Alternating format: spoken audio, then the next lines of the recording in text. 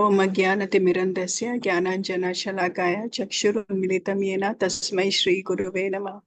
श्रीचैतन्यमनोभीष्टं स्थापितं येन भूतले स्वयं रूपा कदा मह्यं ददाति स्वपदान्तिकम्। नमः ओं विष्णुपादाय कृष्णप्रस्थाय भूतले श्रीमते भक्तिवेदान्त स्वामिनिति नामिने। नमस्ते सरस्वती देवे गौरवाणी प्रचारिणे निर्विशेष शून्यवादी पाश्चात्य देशतारिणे। जय श्री कृष्ण चैतन्य प्रभु नित्यानंद श्री अद्वैत गदाधर शिव सदि गौर भक्तवृंदा। हरे कृष्णा कृष्णा कृष्णा हरे हरे, हरे Ram Ram Ram Hare Hare. So we are continuing to read Nama Rahasya by His Holiness Sachinandana Swami Maharaj, and we are on chapter 5, which is guideline for all devotees, more on tolerance. In what manner should devotees wishing to advance perform their devotional service, including chanting their japa? What should their attitude be when relating to happiness and distress, conditions that tend to visit the mind repeatedly and disturb it? Neophyte practitioners are often carried on waves of materialistic feelings that agitate the mind and make it difficult to concentrate on the holy name. Srila Prabhupada calls the following verse the guideline for all devotees.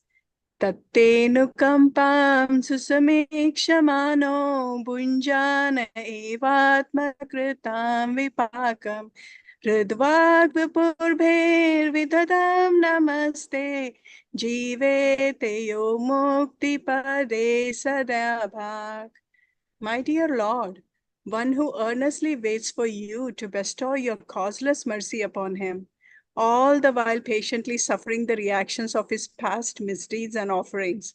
Your respectful obeisances with his heart, words, and body is surely eligible for liberation, for it has become his rightful claim. Srimad Bhagavatam 10:14-8.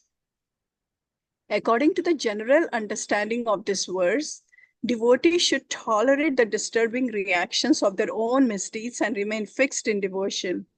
They should also expect the Lord's glance of mercy and offer him their respectful obeisances with heart, words, and body.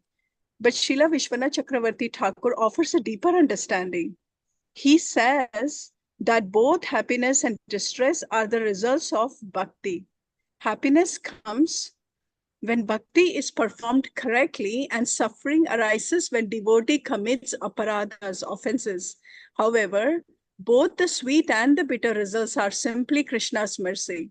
It is just like a father who sometimes makes his son drink milk and sometimes the bitter juice made from nimba leaves. The devotee thinks, I do not know, but the Lord, like a father, knows what is good and bad for me.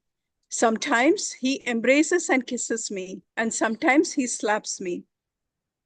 I, his devotee, have no power at all over karma and time. He alone, by his mercy, makes me experience happiness and distress and makes me serve him.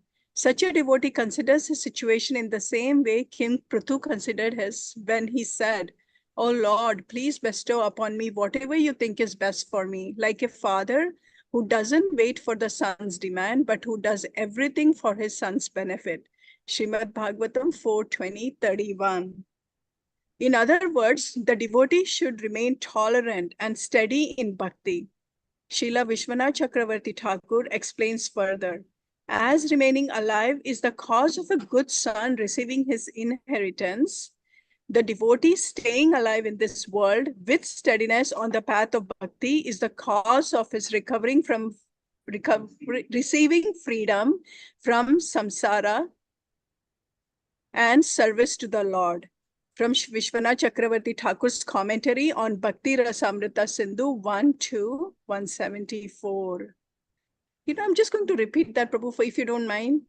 Can you go a little up? Yes. As remaining alive is the cause of a good son receiving his inheritance, the devotee staying alive in this world with steadiness on the path of bhakti is the cause of his receiving freedom from samsara and service to the Lord. As long as we are living in this world, we have to expect disturbances, distractions, and tests of our tolerance and persistence. It, therefore, helps to keep this encouraging verse in mind when we are forced to cope with difficulties. This verse offers a useful guidance to keep us focused on the right understanding and give us steadiness in our Nama Bhajana. So really today, the focus is, I think we can just speak on today's verse. I mean, this is really important. I can just speak that, His Holiness Romapad Swami Maharaj, this focus is like this verse is like the main shelter for the devotees. In fact, he recently did like a Memorial Day retreat. In that, one whole class was dedicated just to this verse. So whenever we come across challenging situations, whenever we have distress in our life, this is that verse. Tattenu kampam susamik shamano. Basically, this is Lord Brahma offering prayer to Lord Krishna, and this is given, in 10th canto, 14th chapter, verse 8, very popular verse. Basically, what it is saying is, as a son is going to inherit, right, the kingdom after the father's passing. So, I mean, it's just saying that just because the son is alive, he's going to get all the kingdom anyways. He doesn't need to do anything extra. Similarly, for the devotees, for us, when all the challenges come, as long as we are still staying on this path of Krishna consciousness, that's all it is really. Krishna is going to take us back to Godhead, But I think for us, what happens is when we come through difficult, challenging situations and all that, we tend to kind of either give up or maybe go slacking, or maybe all of those things happen to us. But this is really the main message of this verse here. And also Srila Vishwanath Chakravarti is being Thakur has been quoted so much. We learned from Madhurya Kadambini that bhakti itself also causes, like the happiness and distress before coming into bhakti is a whole different thing. It's all the sinful reactions and all that. But after coming into bhakti also, we have to be careful because of the aparadhas. And also, if we perform bhakti incorrectly and really aspiring for labha, puja, pratishtha and all that, then it is going to cause offense. So thank you so much for this opportunity today. We can move on to chanting. Hare